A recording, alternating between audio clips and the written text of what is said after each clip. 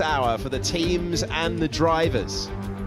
Our journey around the world to crown the champion driver of the year continues one of the fabled venues of Formula One. The Temple of Speed, the magic track, whatever you call it, Monza is special. It is 5.7 kilometers, 3.6 miles, and it is rapid. The three chicanes, the Lesmo corners, and the Parabolica challenge ahead. 53 laps on the board tomorrow, and it could be the fastest ever recorded Grand Prix if there's no interruption. That's how rapid it is around this circuit. It's the C5, the C4 and the C3 tyres for those in the field. We talk about the history of this place for over a century. This place means speed. Formula One used to have world championship races, competitive races on that banking. Absolutely incredible. The last time it was used for a competitive international race was back in 1969, the last Grand Prix back in 1961. Ferrari were champions of the world in that year. This is by far their most successful circuit when it comes to qualifying, 23 pole positions. And after a strong Friday, they'll be dreaming of adding to that all-time record. A glorious day to set qualifying laps and laps against the clock here in northern Italy. The track temperature is 39 degrees, the air temperature is 24, and in the commentary box, I'm Alex Shakes, next to Jolyon Palmer, and the crowds, they've made their way in. It's a great day out there. In good voice they were yesterday, the crowds. It's just such a well-attended event, so much red out there. We're so used, aren't we, to seeing seas of orange, papaya, which I think is a shade of orange, isn't it, officially? Yeah, just great branding. So we'll just call it orange. Loads of orange. Not here. It's all red for Ferrari, and they had a good day yesterday. So certainly the team to look out for today, probably, along with McLaren. Lando Norris topped the times, was thinking this was a little bit close for his liking. So I wonder if McLaren will be able to stretch their legs. They didn't have the straight line speed of Ferrari yesterday. Was it because they left a little bit in the tank? Or is it just the downforce levels that Ferrari have got that make them pretty dangerous around here? Well, let's dig in to that data. We've arrived at the 60 minutes of practice 3, and we say a very good afternoon to Alex Brundle, who's been all across the data. Hello to both. Yeah, I've been looking into exactly that, JP, overnight. Really interesting interplay between McLaren and Ferrari. 6 kilometers per hour is the number. It's over 0.3 of a second that Leclerc gains over Lando Norris, only in the straights over the full lap. Those of you who watched FP2 yesterday will know the difference between the two cars in terms of pace was not that much. So Norris is gaining back in the corners in what, as you correctly say, looks to be a higher downforce McLaren this weekend. Lower downforce Ferrari. They actually dropped the downforce level once more between FP1 and FP2 yesterday. Between the two McLarens, looks like the Norris car has a little bit more front-end aero balance and a little bit more straight-line speed, so potentially slightly less rear wing for Lando Norris yesterday. Had a bit of a better balance underneath him than Piastri, who had a fair amount of understeer in FP2. Other interesting interlopers in this leading battle yesterday were Williams, specifically with the man you can see there, Carlos Sainz, who had quite a lot of understeer yesterday, drove through it on his performance lap by sort of putting the throttle on anyway, but then by the time he got to the Parabolica had no front tyres left and lost around 1/10 of a second to the McLaren of Norris in that final corner of the lap. So that's kind of how they're set up. They've had overnight to have a bit of a look at it, just as I've done, and see what they can bring to the track this morning before qualifying later. Norris was rapido through Parabolica, is where he was making the difference compared to everyone, including his teammate yesterday as well. Sainz, as you say, Brundle, was probably weaker compared to the rest of the lap. He lost a lot in the final corner, so work to do, but they're chuffed. Williams are back towards the sharp end this weekend from what we can see.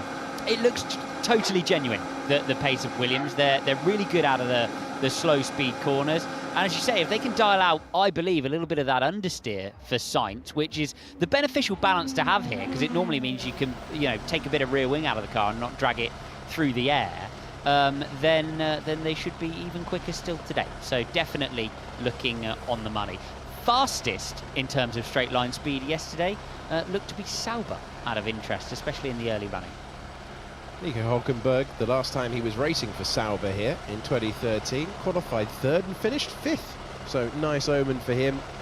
A driver who scored his maiden podium finish at Silverstone earlier in the season. But talking of the season, we've got the car performance from Australia to the most recent race, and you can see that we've got McLaren, Red Bull Racing and Ferrari, the order compared to the start of the campaign. It shows how well McLaren are doing, doesn't it? When everyone is moving backwards, the only two teams that aren't had really bad Melbourne openers. Haas were at the back of the grid, Ferrari really underperformed. So naturally their average has come up, but mainly because Australia was so bad. Everyone else is moving away, and that's how it feels as well. The start of the season, of course, we had Verstappen winning races, George Russell won a race, but with every race that's going, it feels like McLaren have got more of a stamp of authority on the rest of the field. I wonder if that will change this weekend though, just because it's such a different configuration. Norris was top yesterday, but there were 6 cars within 2 tenths, which included both Ferraris, as we say, very competitive. Max Verstappen, calm, was happy with his day, was 6th yesterday, as you can see, and Carlos Sainz in the Williams, very quick.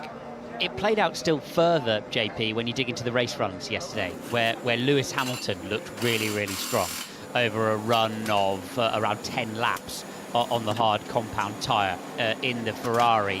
He was 3 tenths quicker over a similar length run than Lando Norris yesterday. So Ferrari definitely in the hunt, and yeah, McLaren have got way more of a fight on their hands here, as you say, than they have at other venues. Interestingly, the degradation from yesterday looked lower than last year, moving the race towards a one-stopper, we think, which will be interesting for all. Hard and the medium compound tyre looking really similar over their usable distance as well. So it's a much different race than the one we had last year. Let's go downstairs to the pit lane. A driver who knows his way around here, devastatingly fast. 3 times Juan Pablo Montoya was on pole position around this track, and he's at McLaren in the pit lane for us. Hey guys, yeah, interesting. Yesterday we saw Lando trying both front wings, and interesting today, Oscar is actually on the trim front wing and Lando's in the standard front wing, and you can see Oscar is already in the car and ready, where Lando is actually still relaxing, talking to the engineers. So you would assume that Lando would sound like he's pretty comfortable with the car, and Oscar would probably run a little earlier today, because yesterday probably we were missing a little bit. So it'd be interesting to see how today pans out if they stay with the same front wings. Watching trackside yesterday, you could see Oscar missed FP1, jumped in the car, and literally his first lap, he came up to the Rogier chicane, the second chicane, and he kind of missed his braking point, really, went in too deep, didn't cut through the chicane, managed to scrabble it round. But every lap he looked really attacking, but was also struggling to find the rhythm perfectly. So I think you guys were with me as he clouted the curb on the first apex point, just before Norris then clouted the second apex. Both really hustling the car, but Oscar, you could just tell, was slightly more on the back foot. Obviously managed to dig out a sensible lap in the end, and a lot of his time loss was in Parabolica. But there you go, that's exactly what Juan Pablo's talking about. Lando super chill, Oscar in the car, and that tells you about the state of mind of the 2 drivers, where they're at right now. Not a huge amount going on at the moment. We've got the 2 Aston Martins out on the circuit. Lance Stroll is heading to the second chicane. Fernando Alonso slowly making his way round there as well. Aston Martin looking for a better result than they had yesterday. Fernando Alonso in 15th position in second practice. Lance Stroll in 13th, a couple of places ahead. So it's interesting, again, trackside yesterday, and you see all the cars come through, and we're talking about 2 tenths separating 6 cars, the whole field not separated by too much. And it's often quite difficult, really, just to look at such fine details to discern what is a Red Bull compared to a Racing Bull, or a McLaren versus an Aston Martin. And if they were all painted the same colour, it would be difficult to spot the difference, honestly. But yesterday was one of the bigger differences, and I saw the Williams coming through, Sainz particularly, and he looked so hooked up. It looked like a front-running car, and the way that they were able to get on the gas through the apex point of the chicane, I'm talking about, rather than the Ascari and the high speed, but the traction the car had, and the confidence that Carlos could have to get on the gas, hold it there, not have to back out of the throttle, but not also get scrabbly towards the exit. It's like you say, Brundle, you've got the understeer balance, but it kind of gives you confidence to attack the entry and then find the traction as well. And it looked like the strength of the Williams was there in the lower speed anyway. Yeah, the graphic at the bottom of your picture showing Kimi Antonelli in his rookie season of Formula One. His journey to 64 points. Alex Albon level with him, but behind on countback because Antonelli's had a podium and Alex Albon hasn't. Also on 64 points. That's the tally.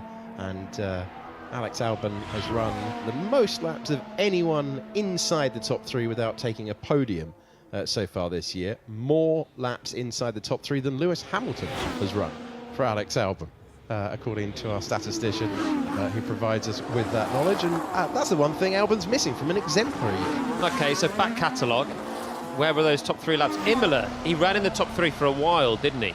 Yeah. Did he just rack them up at Imola?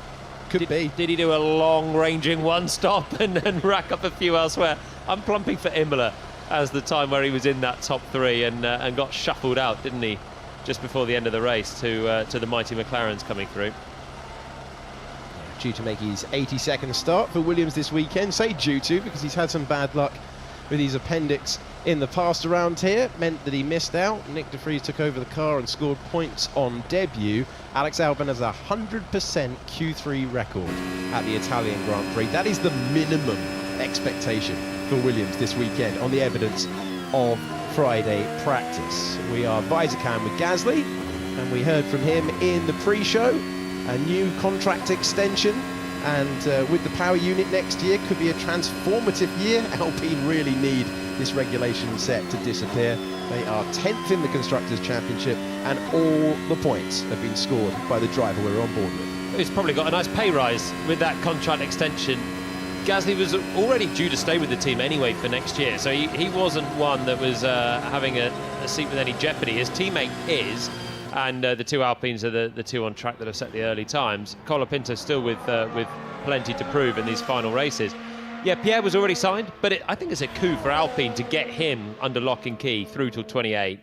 I'm sure they would have had to entice him, because a race-winning driver committing to the back-end team is, that's why I think Alpine have done well. Gasly will be, I'm sure, happy with his part of the deal to extend.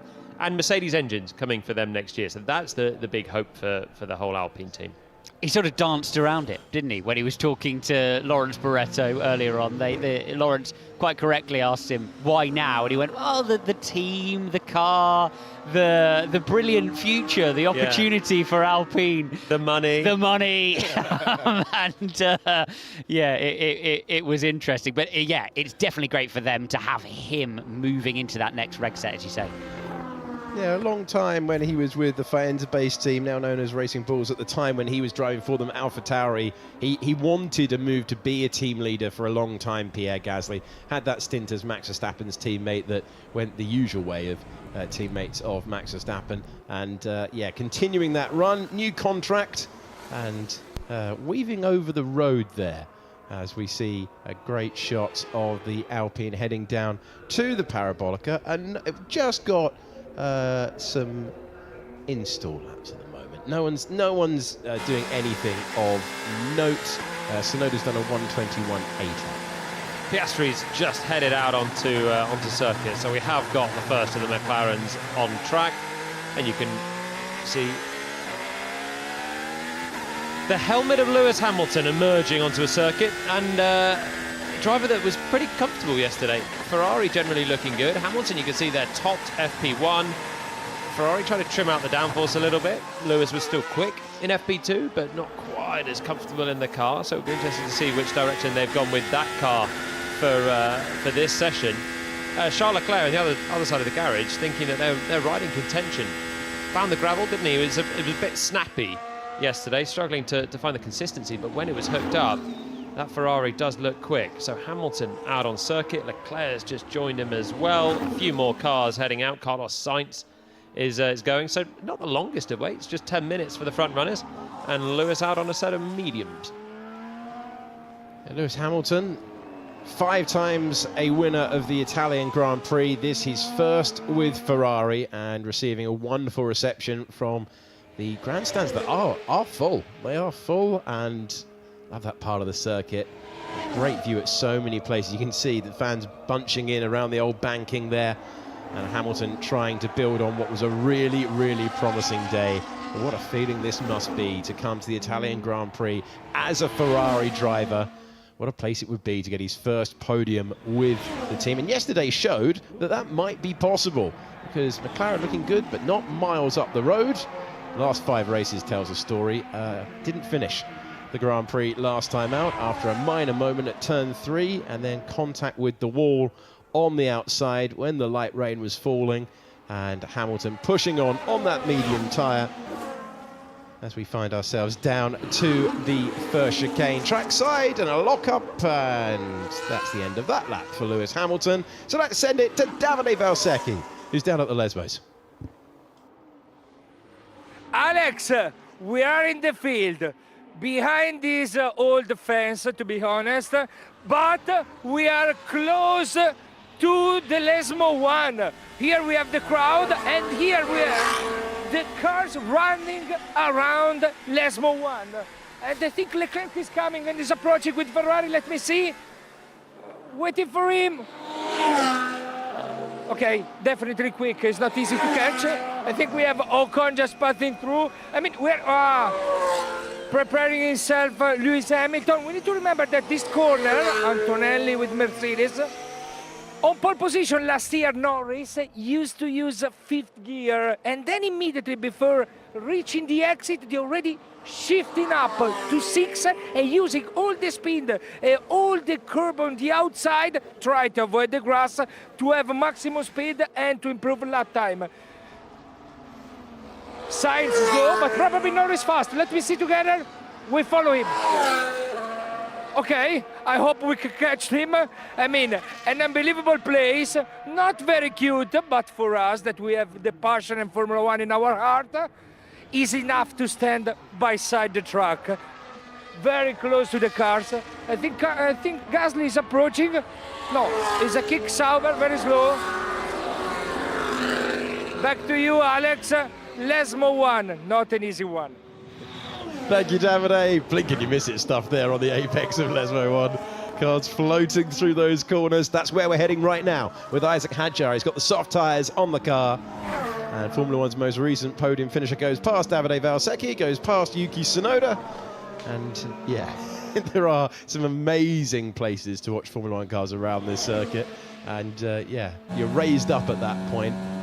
Hugely important corner. Many drivers wide on the exit of Lesmo 1 yesterday. Plenty of gravel brushes, including for this man, Isaac Hadjar, at the Ascari chicane that he's just made his way through. Yeah, a lot of talk in the paddock about what's going to happen with the gravel that was scattering the circuit yesterday. So many different places. We had a red flag in FP1 for Hadjar brushing through the Ascari chicane. He's not done that on this occasion, and he's going to complete the lap. But we had Antonelli spinning off in the gravel, and so many others just picking it up and dragging it on towards the racing line through the Lesmos, particularly where they are tricky corners, those 2 right-handers, and they're punishing with the gravel there, as Kimi Antonelli found. Oscar Piastri over the line. He goes into 3rd position, running the hard tyres, and we are visor cam around the Parabolica. Always an amazing direction change through there, the grip of modern Formula 1 cars. And over the line we go with Charles Leclerc. He set the 3rd fastest time on the medium tyres. Lewis Hamilton goes into 2nd position. He has the pole position record for this circuit. 7 times he has been on pole position for the Italian Grand Prix, and he has 1 pole in the entire regulation set since they were changed in 2022. On board with the man who had an excellent Friday, and he begins his Saturday by avoiding the Alpines. I think it's the tail with turn 1. Yeah, I agree. It was what I was just about to say. That and something really interesting that's playing out on the radios. We're going to see another driver go deep down into turn 1. I've been investigating this that Ole Behrman is doing right now for a couple of moments across the radio channels. It's actually really interesting here in Monza because the power demand is so huge over the circuit because of the full throttle percentage here, that actually any opportunity you have to regenerate energy, you maximise. Listening into Yuki Tsunoda's radio for a few moments at the beginning of this free practice session, that I believe is what's going on when we see these moments down at turn 1 early on in the free practice sessions, because obviously you're regenerating energy from the rear axle only through the MG UK. That starts to affect the brake bias. So they're finding basically a new normal at the beginning of these sessions as the regeneration of energy, particularly important to scavenge the maximum energy you can out of those big braking zones here in Monza. It gives you more power on the straight. And so they're effectively having difficult brake bias before they get their head around the exact settings of the MG UK early on in the session. Gabriel Bortoletto going deep at the first chicane as well. And let's add in Lando Norris, who's doing the same thing. Scruffy start to so many in the field at the first chicane. Yeah, barely anyone's made it through the first chicane. We saw Oscar Piastri made it through, but was also super deep on that break. So pretty much everyone that was in that top 6 yesterday has managed to stuff up the first braking zone of the lap. Leclerc was through there okay. Verstappen is just on an outlap, so we'll see if he can manage any better. He's on a soft tyre as well, which will help. There's your wind graphic. But I was thinking, I mean, it must be, because it's so weird to have all of the drivers funny. But a 4 kph wind? I mean, it's basically still. That is no wind. Just came over to the commentary box. Yeah, there is no wind in there. There is no wind out there. It's not happening. But it must be channeling. Maybe all the fans in the grandstand have got their fans out, and it's just collecting down the main straight. The wind tunnel of the main straight. Well, it's enough to affect the drivers. Carlos Sainz saying it, and was being agreed with by his engineer. Oscar Piastri going very quickly in the middle sector. I'm sure we'll join that in a few moments. Yuki Tsunoda improving on his time. He's currently the fastest driver. Early stage laps of FP3. Final practice session before the crucial qualifying hour later on. Was it a big headwind yesterday? Is the other discussion. I was just having the same thought, but then again I didn't remember it being very windy yesterday either. It's glorious. It's glorious at the National Autodrome. And it's been warm, it's been still. The air temperature is 24 degrees, incredibly pleasant. It has been the entire time. We love coming to this circuit and hearing the roar of V6 turbocharged engines. You're having a lovely time this weekend. I'm very much enjoying it. I enjoy every trip to Monza. The best of Italian food and then the best of Italian racing, all in one weekend. It's all good fun. No, we're not just saying it to upset you, Brundle. We wouldn't do that. It's a friendly commentary box. But the mozzarella is terrific here. You should see the data I've been reviewing this morning. Yuki Tsunoda, Oscar Piastri, and then Lewis Hamilton, the top 3. Isaac Hadjar on the soft tyre has gone into 4th. And Max Verstappen goes miles ahead of all of them. He's used the soft tyre to do so. Fastest of anyone in the session so far in sectors 2 and 3. Yeah, so he managed to find a braking spot for the first chicane then. At least one of our top drivers did on their first lap. Max had a chance, I guess, to see some of the other ones running deep. He stayed in the garage a bit later. The track's rubbering in. He's on a soft tyre, but he has gone straight to the top of the times. Tsunoda's 3rd, having improved, just chipping away on his lap time on the hard tyre. Red Bull yesterday quite happy with the position they're in.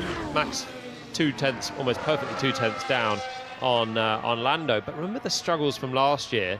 They've had balance issues over the last 12 months and an inconsistency of balance. They said that's much better. And curb riding was the old issue that Red Bull had, but they've managed to get that fairly well fixed as well. So wouldn't rule out Verstappen from putting his Monza woes to bed this weekend. I'll be hoping that's the case. Would be a 45th career pole, which would pass Sebastian Vettel for the Red Bull Racing team record. And it would be the 108th pole for Red Bull Racing, passing Lotus for 5th on the all-time list, which is amazing and shows you how well Red Bull have done in 2 separate eras. First with Sebastian Vettel and then with Max Verstappen. And when I say Monza woes for Max Verstappen, I mainly mean last year, really. Yeah. And maybe in his early Red Bull years, they would often come here and take engine penalties, thinking this was not one of their more competitive. But for a man that, what 19 of 22 races a couple of years ago, he's pretty much got a win on the board at every circuit now around here. So he's got a taste of success here as well. Okay, let's go downstairs to the pit lane. Juan Pablo Montoya is down at Haas. Hey guys, something interesting I noticed with the Haas when I was walking in front of the garage. I noticed the front wings seem to be pretty high. And interesting enough, when the car left the garage, the rear wing, they're actually running 2 lower beams. Instead of everybody else is running single, they're running double. You're gonna see the bottom of the wing on the back. There's 2 beams, one on the bottom and one kind of in the middle of the car. So it's for sure a little bit different. I think their approach is for sure what they've been doing every race is always to car a little bit more downforce and, you know, mainly race pace. Great to get the detail down there.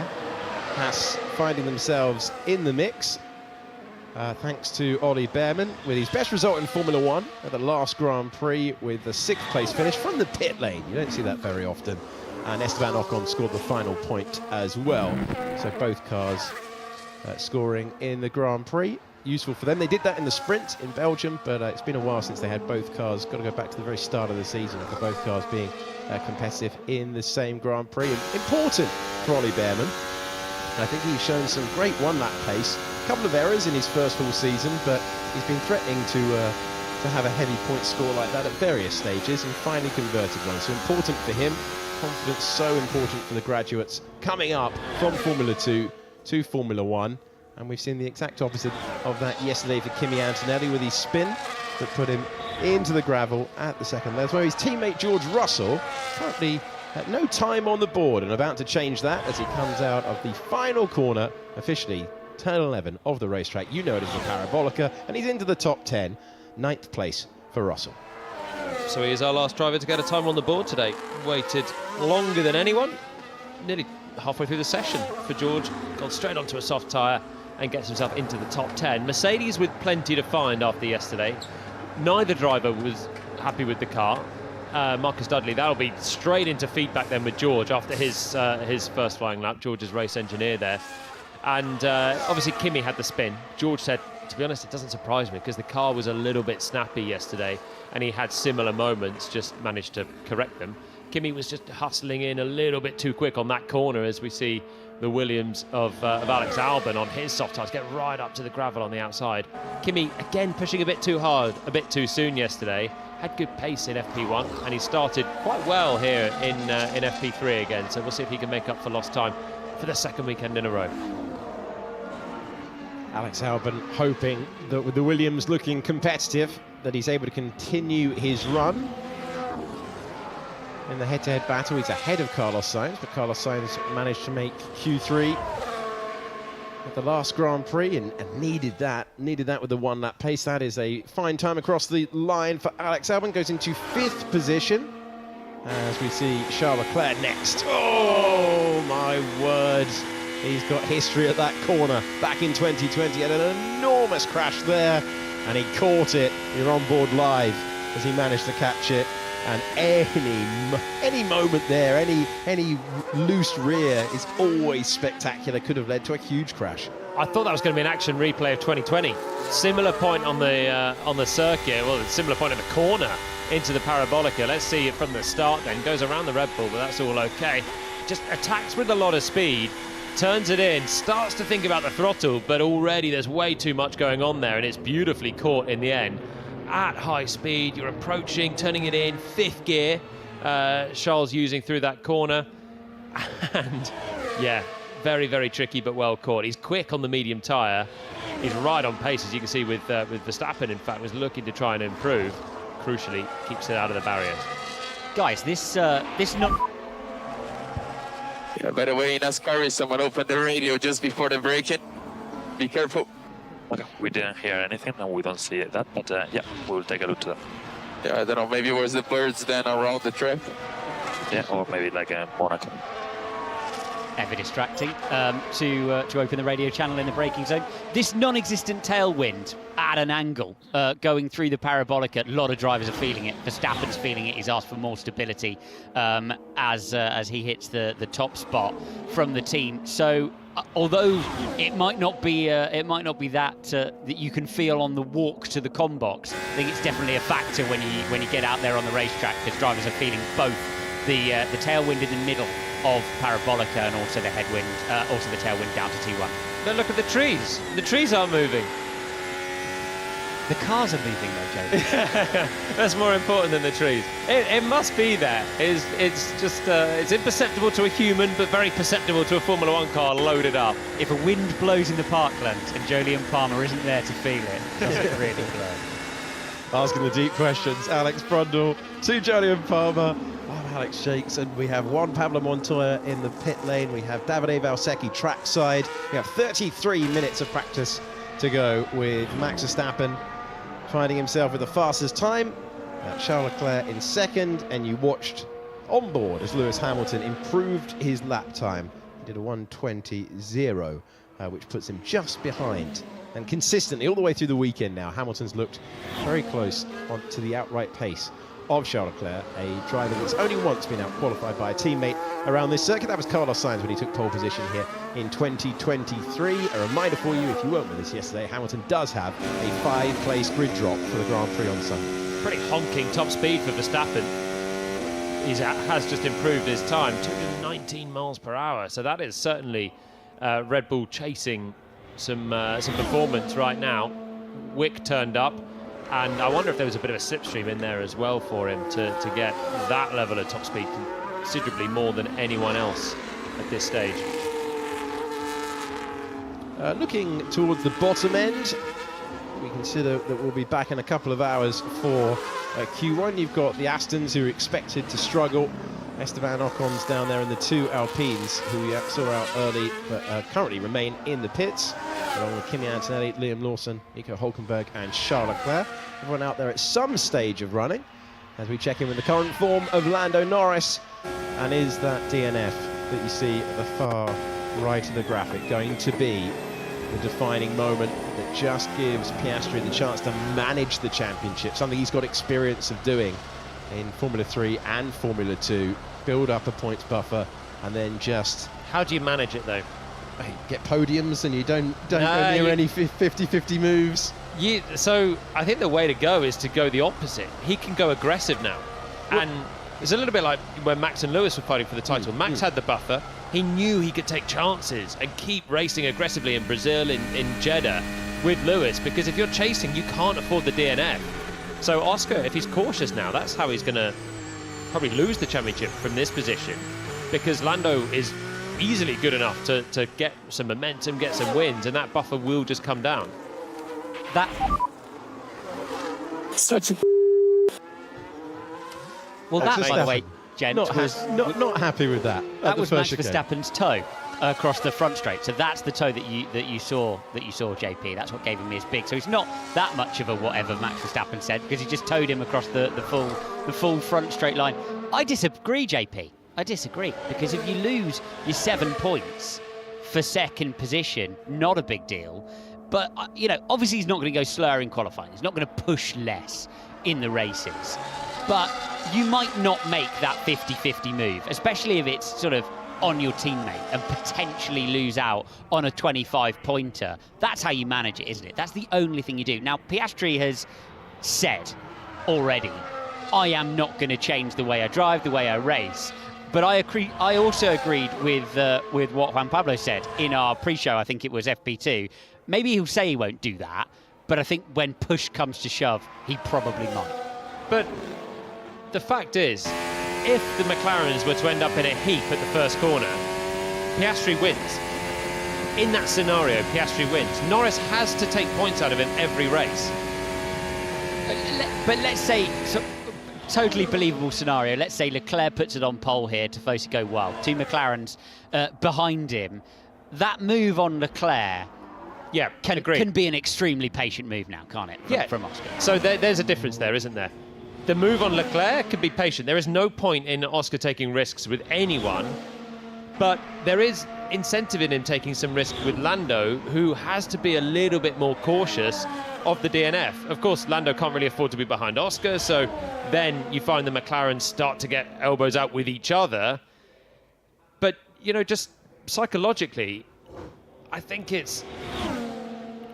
if they come together, it helps the guy that's got the nice buffer now. There's one less race for Lando to take the points. I don't know if it will happen, because I think the drivers are very respectful of each other, and I don't see Oscar wanting to race that way. But I do think if you're Oscar and you start being cautious behind Lando, you give Lando the confidence, the gap goes from 34 to 27 to 20 in 2 races' time, and suddenly you're getting jittery again. So you can't afford to be cautious or conservative if you're Oscar. You have to be thinking like a killer again.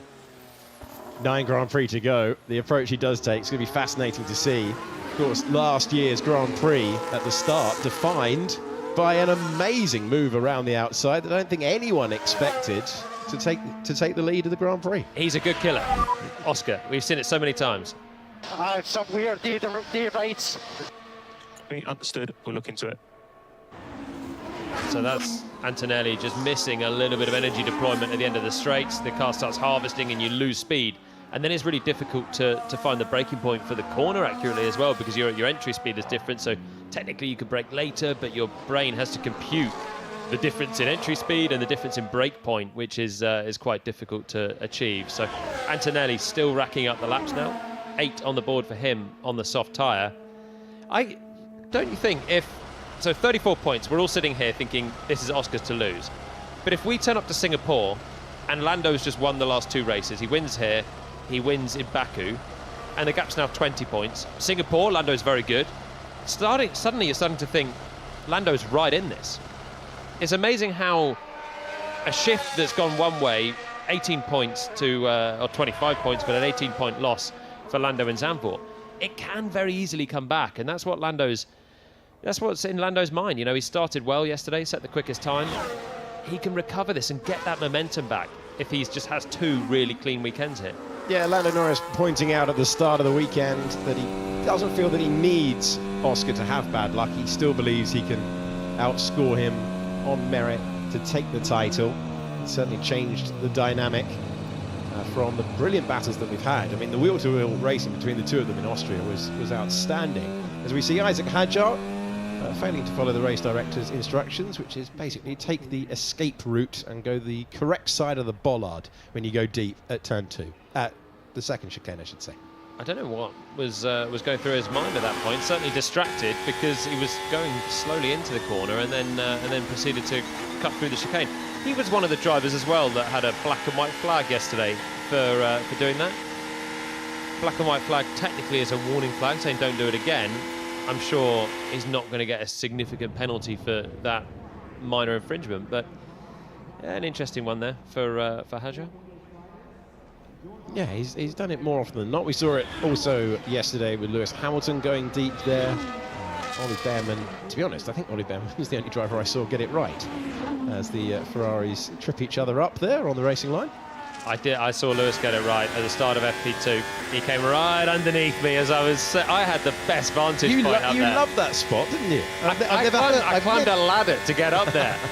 Full with the kit and Joe the cameraman, launching myself up, meters up in the air. It was so a lovely enthusiastic. Spot. It's for a nice trackside here. Hey, doing an assault course to get into position.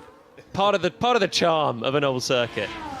Yeah, it really is. There's some great vantage points. And it was good to show a different angle as well, because I've gone round the circuit. I've been, DC was driving me around. He'll join us in qualifying later on. One here. And so we've been around the circuit. It feels like blink and you miss it, that chicane. And your vantage point, it looked like a car park down there, the amount of space for the runoff. So it's big, yeah. It's good to be able to show different points other than the track cameras. And yeah, glad we do that across the course of the weekend. Did you enjoy your taste of Monza with DC? Absolutely loved it. He was looking quite wide-eyed when he got out of the car, so I imagine how you felt. It was very, very entertaining. Yeah, a couple of laps with DC, very enjoyable around this historic racetrack. Let's see another angle of it. We've been talking about that second chicane, and I believe Davide Valsecchi is there now. Yes, Alex, I'm at the exit. We have Russell in the middle of the La Roja. Well done, Russell. Perfect on both curb. Red Bull behind him. I think it's Tsunoda, and Tsunoda is running. He made so many laps with the same compound, hard tires. Probably is testing the race simulation because he's making so many laps. I think we have Antonelli approaching. Yes, a soft compound. Curb. clean with the line. Interesting because just a few moments ago we saw that both of Ferrari, Hamilton was perfect with the line, while Leclerc lost the rear in the middle of the chicane. When you hit the curb on the left, he lost the rear and is on a slow lap. Hamilton, every time a Ferrari is passing through, they are cheering, the crowd.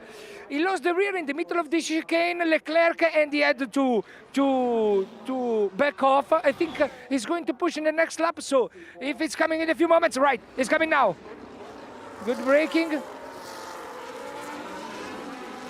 It was very easy on the curb. It seems that he went around them without hitting and unbalanced the car. Is incredible because when they put soft compounds, you can feel it. How the speed is raising up for them. Sainz, and then I think it's still Tsunoda with behind Russell. And they try to open up the line at the entry to use all the space and to open up the radius of the corner. It's for this reason that sometimes the driver touch the grass on the outside in the entrance, because they would like to be more straight possible, to just go flat out and have this exit. Antonelli, not bad, but still to improve to get Russell. Back to you, Alex. Davide Valsecchi, trackside. Always sparkly, always effervescent, watching on when he's next to a Formula One racetrack. And another view for you at the second chicane, the Roger chicane, as Sainz comes over the line. And to that end, he's up to 11th position. And Davide's well done, George Russell, was a keen eye, because George did put a middle sector together as we were with Davide, and jumped up towards the top 5 as well. So better form for Mercedes. On that soft tyre though, behind the Williams, and Max Verstappen still setting the pace, having just done 9 laps. The joint fewest of anyone for Max, and he's back in the pits at the moment again. I've been listening in to George Russell, really interesting at Mercedes. They've been debating how hot to start with the tyre. So the first time they came through there, George Russell really unhappy, quite unhappy with how warm they started the lap with the soft compound tyre. Second time the team reacted to his feedback and asked him to cool the tyres more, and it appears to have yielded a bit better performance. Wonderful sound. Onto the iconic main straight, past the old timing towers. Alex Albon, 7th in practice 1, 7th in practice 2. And he's looking for something like a 4th place today, isn't he? Isaac Hadjar proved that it was up for grabs last time out. Turned it into a podium the next day after the unfortunate demise of Lando Norris. And we're on board with Alex Albon, building up through Curva Grande. The drivers, directly into the driver's eyes, because it's slightly raised up at that point. It's just a fantastic place. They roar past, but it is amazing to see how quite close you can get. So the Ferraris remain very quick on the straight. Lewis Hamilton's the fastest man in the first sector, which is ending just before that second chicane where Davide was. Albon is very close to him though. He's within the 10th of Hamilton. That's why you can see him up on Max Verstappen in the first sector. He's right with Max through the middle still, losing a little bit in the middle part. Now we're through Ascari, pinging it over that final curve. It's flattened out so much that the drivers are getting more and more confidence, especially with the downforce now on the cars. They're just able to ride that last bit of curve at Ascari, and it launches them onto the final straight in towards Parabolica, and then it's just a dash to the line for Albon, already in 4th place, but improves up to 3rd. Nicely done for him, getting more out of those soft tyres. Goes on and on and on, and he's not too far away. Alex Albon chasing a great qualifying day. Driver who's finished in 5th position 4 times this year. Much better day for him at the moment. Was behind Carlos Sainz yesterday, and started the weekend pretty well. Couldn't quite hook it up in FP2 as well, but he's back on there. That's 14 laps on a set of softs, and they're still performing. That was not a new set for Alex Albon. 20 minutes to go. They'll all be in for a new set for their final quali sims before qualifying in a couple of hours' time. But there's a really good benchmark that he's got to. And Alex Albon, I think maybe the team had high hopes for the Monza weekend. They've always traditionally gone well here. But when he was being asked about the resurgence of Aston Martin, about whether they were worried about Aston closing in, Sauber closing in. He did reference Monza, maybe perhaps because of Aston expected to struggle, but also his team going very nicely. Remember that Williams is not being updated anything, no revisions for the rest of the year. That is a team fully focused on 2026. The entire paddock seems to be focused on 2026, but we've still got 9 Grand Prix to go in 2025, and we're on board with Charles Leclerc. Our first 2 cars are out on a new soft, and you just saw one of them. Oscar Piastri in the McLaren. His teammate is up the road, and we're going to pass him as well with Charles Leclerc on this lap. He's one of those 2 cars you can see in the distance. The McLarens are the first to go onto a new set of softs, and very much focusing on themselves. There's a little bit more track evolution to come in the last 18 minutes, but there we go. There's flashing past Lando, who's halfway through his outlap on the soft tyres, ready to dial in for a final quali sim. Charles Leclerc continues on a medium. Dude, just turn one. I can't stop. Every time I go forward, I cannot stop. You just need to be careful on the rear locking. I'm happy to stay off the 0 for confidence there. So, Liam Lawson, we've already seen him struggle amongst plenty of other drivers to get the car stopped for turn 1. So he's saying, every time I go forward, I can't stop. That is talking about going forward on the brake balance. So you're on these big stops, you get a little bit of weight transfer as you hit the brakes. You can put more braking on the front to try and help that and take advantage of that. But Liam's basically saying, look, I can't because I'm locking the front. The team is saying we need to watch the rear locking because that's then overheating the tyres as well and making life harder later on. And that's part of the balance that everyone's facing with these big stops around Monza. Lando Norris pushing on now. Driver who found himself top of the pile yesterday. Oscar Piastri also attacking the racetrack at exactly the same time. He is the car on the left-hand side of your picture. So we get a nice comparison of the 2 McLarens. Look like Lando was pretty deep into that Della Roggia chicane. We'll see Oscar in a moment. Comes through the first sector. He's half a tenth down on Lando. The Lesmos love these 2 right-handers. They seem fairly innocuous from the outside, but to drive, there's a lot of skill that goes into getting those 2 together. And Lando looked good, neat and tidy through there as Oscar sweeps through the first Lesmo and finds himself at the second. Immediately is a good middle sector for Lando Norris, who sweeps into Ascari, brushing the gravel. Oh, that was on the limit. They're showing the full hand that they have at this stage because they are pushing on with fresh rubber, trying to get an idea of where the limit is and how many times have we seen fine margins between these 2. 1 week ago, pole position decided by 12 thousandths of a second. And we're expecting it to be ultra close again today. Norris over the line. And let's see what Piastri can do by way of response. Sat out FP1 yesterday, and Piastri is 2.5 tenths of a second away. That's an exceptional lap from Norris. Even the fact that he brushed the gravel through the exit of the first part of Ascari, but managed to keep it pinned then and get the exit through there shows that he's absolutely found the limits of it.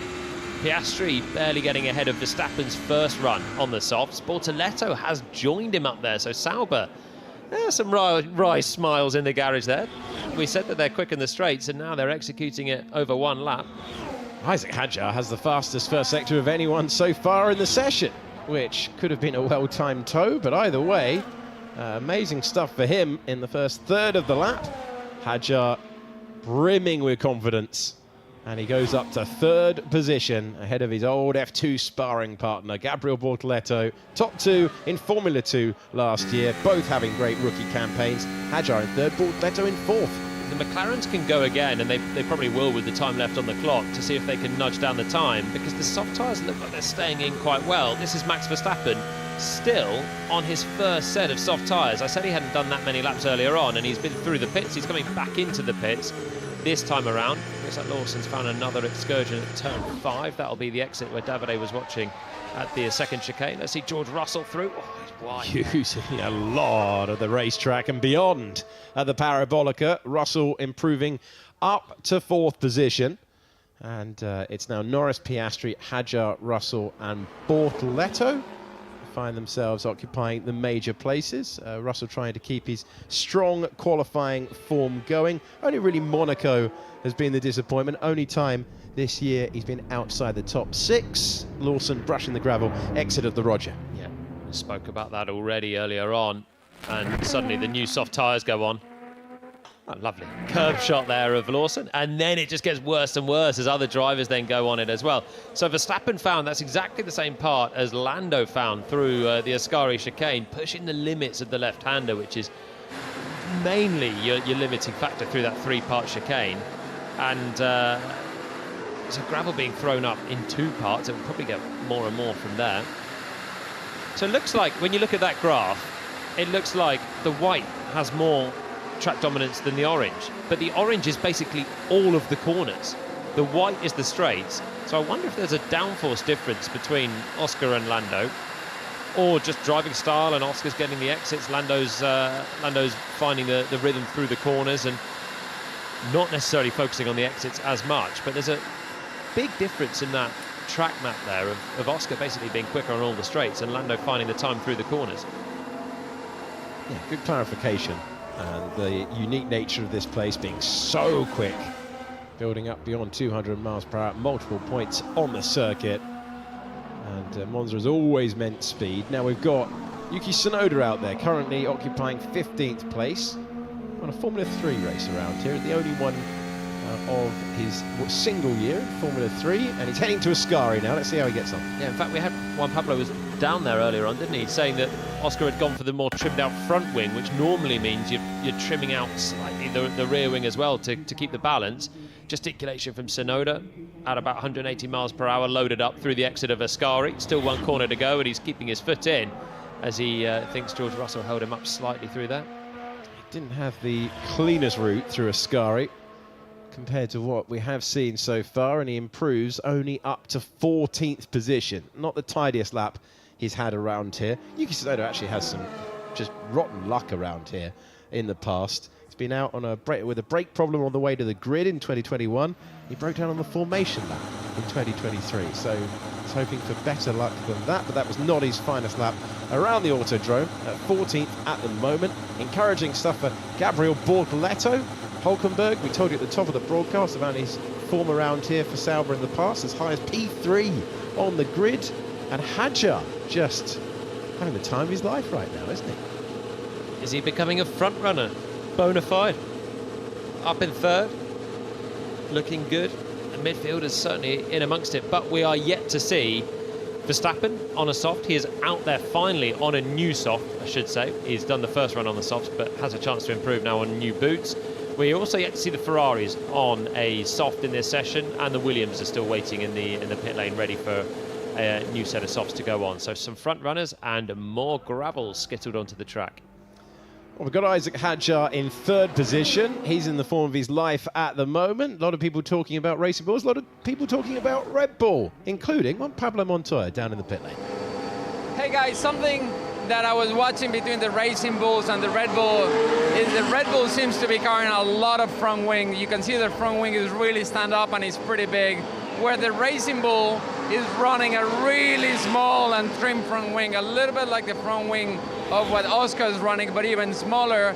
And even the Racing Bull is running a double lower beam on the rear wing. So it's very, very different. The approaches are very different. At this point, you're thinking, okay, Red Bull's looking for a platform, and they're gonna make the car turn only with the front wing. They wanna have a good platform and like a very positive front, where Racing Bulls are thinking mechanically we wanna turn the car and get the front wing from mechanical grip, and then the stability from a really low aero balance. So it's completely different approaches.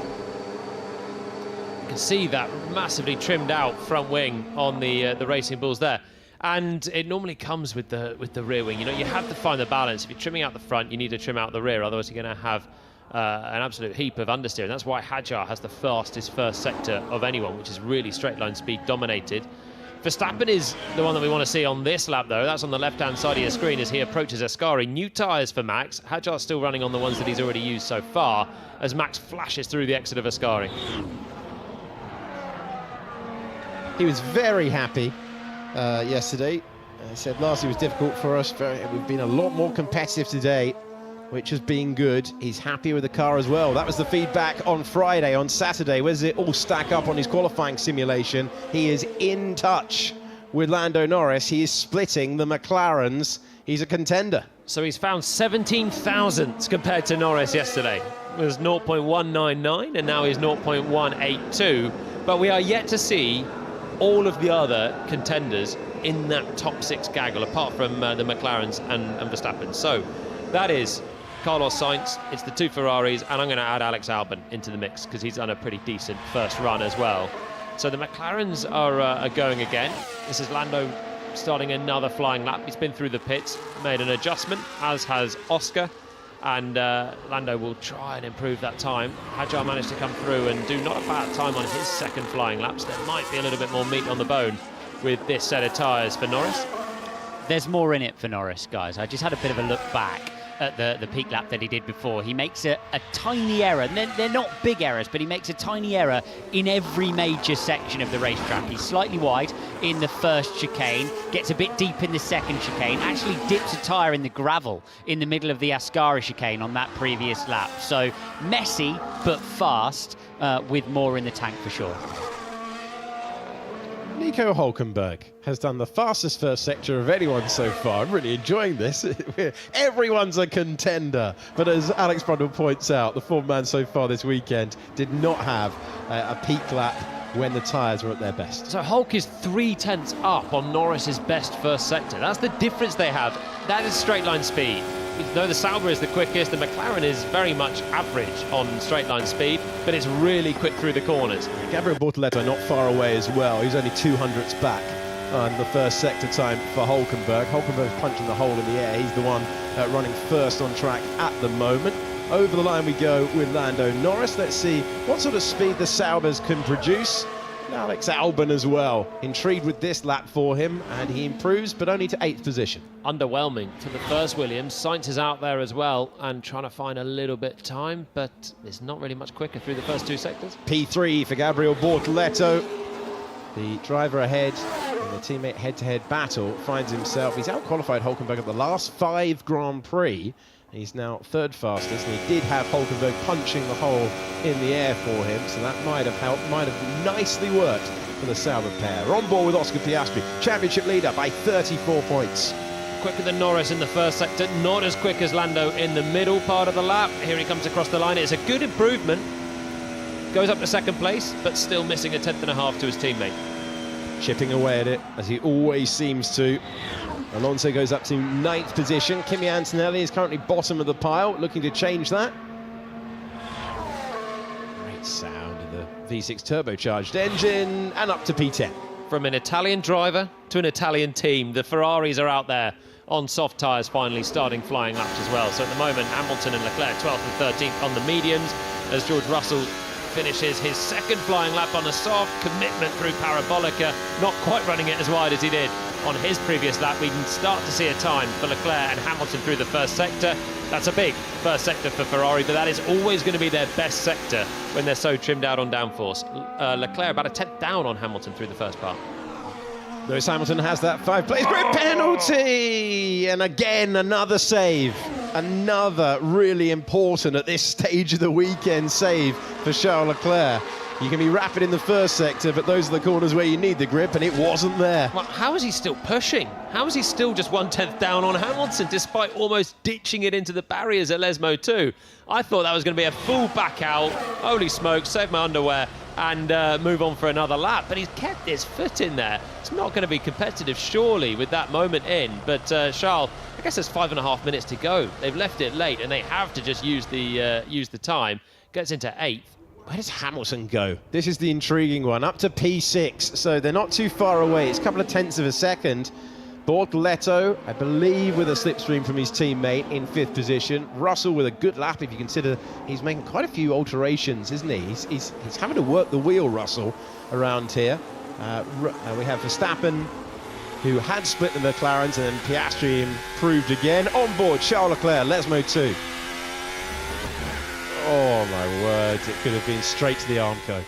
It's a hefty save. He maximised the track out of Les Mots 1 and into Les Mots 2. And there it goes. Just the... dips the left-hand side into the gravel. It's about an inch too far. He's almost good, but just dips it. The rear then goes loose. He's having to save it. I think he did fairly well keep his foot in there, and that's why he didn't lose that much time on the way down to Ascari. Still would have cost him a good chunk, though, you'd have thought. A reminder for you, the Grand Prix won from 4th on the grid last year. Charles Leclerc 4th on the grid to the win by the end of the 53 laps. And we've got Hadjar on an out lap, and we've got Gabriel Bortoleto in your picture because he's currently P5 in the timing tower, and he's 0.2 of a second away. No, I mean, Leclerc is hanging on to it, though, isn't he? The one at Parabolica, I've already taken a step back in the commentary box. I thought he was off there again coming out of Les Mode 2. And these are fast corners around here. The runoff at Les Mode 2, if you go wide there, you're often fizzing it over to the inside on the exit and flouting that barrier. But somehow he's had the car control to bring it back. The Ferrari car is quick, but it's not the easiest to find the lap time in, it seems. Oliver Behrman is the driver that we're on board with, fresh off his best result in Formula 1 at the last Grand Prix, currently in 15th place. Got a great record around here. He's won here a couple of times in Formula 2, and very, very strong victories as well when he was able to win in his 2 Formula 2 years. 600ths back on Lando Norris through the first sector. Again, alterations being made through the second chicane. Some more juice, some more speed somehow. Understood. Let's go trackside with Davide Valsecchi, shall we? Alex, first chicane, prima variante, turn 2. After the right, we are on the left. We have a Red Bull approaching, but he's on a preparing lap, I think. Yes, Tsunoda. Verstappen, I think, is approaching on out lap. Is the hardest break of the track, of the circuit. 8th gear down to 3rd, and then 2nd, and then immediately 3rd to open up the gas and use all the exit we saw earlier. And usually Ferrari was the quickest in the first sector, but he had that mistake, Leclerc, and threw away possible a fantastic lap. I think he's approaching now, Leclerc, but he's low. Haas is cutting it. Ah, yes. Haas just cutting the chicane, and then I think Carlos Sainz is approaching, that is pushing. No one fast at the moment, maybe this Haas. Yes. It's interesting because everyone is using all the curves, but can you see the orange sausage? All the drivers, they try to avoid it, just to don't bump in it. Hamilton and probably Russell is pushing at the moment. He's approaching now, I think, and everyone wants to use all the curves, but then avoid Alonso. Alonso is pushing. Check it out. Curb, exit.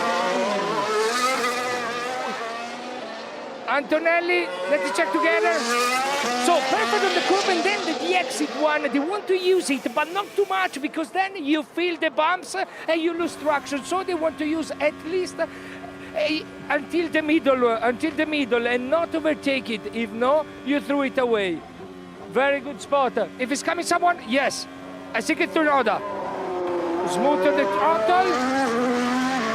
Well done, Tsunoda. I don't know his lap time, but was driving very smooth. Back to you, Alex, and thanks, Monza, for it. Wait, maybe it's coming Verstappen fast. Let me see it. Pum, pum, pum, pum, pum. We'll never know. We'll never know.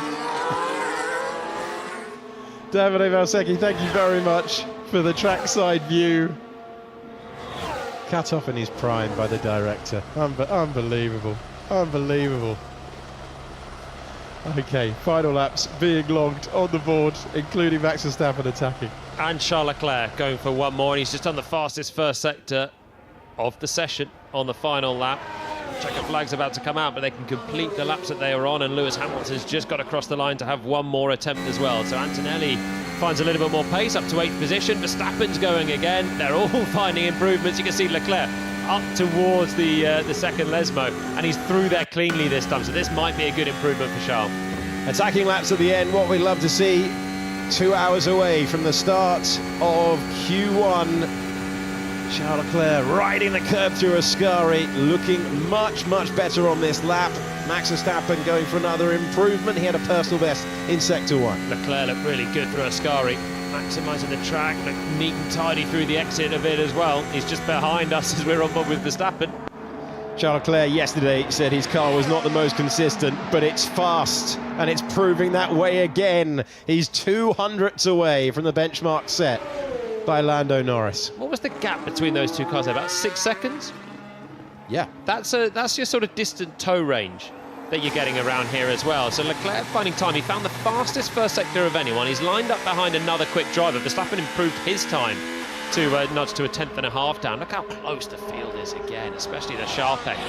It's amazing. But Leclerc there, I think, using a little bit of a sort of distant tow to try and help the straight line speed. If you get too close, you just lose through the corners. We haven't seen too many people sit within 5 seconds of a car ahead, but sort of 6, 7, 8 seconds you get a little bit. Poor execution. Can't have my teammate sitting on my apex at turn 1 on my lap. Yeah, Ollie Behrman frustrated that Esteban Ocon out of the way off the racing line, but way too close to the apex, and he was not happy with how the team orchestrated that, letting them know. Look at that gap between Norris and Charles Leclerc. Oscar Piastri in third, Max Verstappen, a contender at this racetrack in a way he just wasn't 1 year ago. Russell not even 0.2 of a second away, and he's P5. Outstanding lap for Gabriel Bortoleto. Lewis Hamilton 0.2 of a second away, and Charles Leclerc providing the hope for Ferrari. And on cue, he did the great lap, and they got the flag out. I mean, it's like the start of the race down there. I'm loving the enthusiasm in the grandstands, and running the 1975 livery on that Ferrari to recall the title success of Niki Lauda in that campaign. Ferrari are contenders at Monza, where they have the most pole positions of any team at any circuit. Very much in contention. So many teams are, plenty of drivers are, it's very much up in the air. But what I would say is, after 3 hours of practice, it's the same as last week. It's Norris who has the pace consistently at the top of the times. Even if it's a small margin, he's there. But this man, Piastri, is so good at finding it through qualifying. And that is still the championship battle. The story of Ferrari at Monza is always big when we come here. The story of Piastri v Norris is going to be deciding the championship in 9 races' time. And Norris has to convert later on in qualifying. It's never more crucial than it is now. Yeah, 34 points the gap between the two of them, but it's been strong stuff for Lando Norris, bouncing back 1 week on from the engine failure. And it's Norris, Leclerc, Piastri, Verstappen, Russell, Bortoleto, Hamilton, Hadjar, Antonelli and Albon, the top 10. The Williams not taking the same step forward on the second run as the first. Fallen away a little bit in that. The times are so close though. Albon's still just about 0.3 back. I mean, when you look at the McLaren battle, the fact that for Norris you've got Leclerc there in second place and Verstappen looking quick, there are opportunities for others to be in the mix, which is not necessarily a bad thing for Lando if he can win the race, because it'll mean that 7-point swing could be more as well. So the competitive field is great for the racing action, and if Norris can take the win, it could be good news for him as well. So Piastri with plenty to find, but as I said, he is so good at finding that time through the qualifying now. His feedback yesterday after a couple of practice sessions was talking about a few tweaks to make here and there. He's always doing that.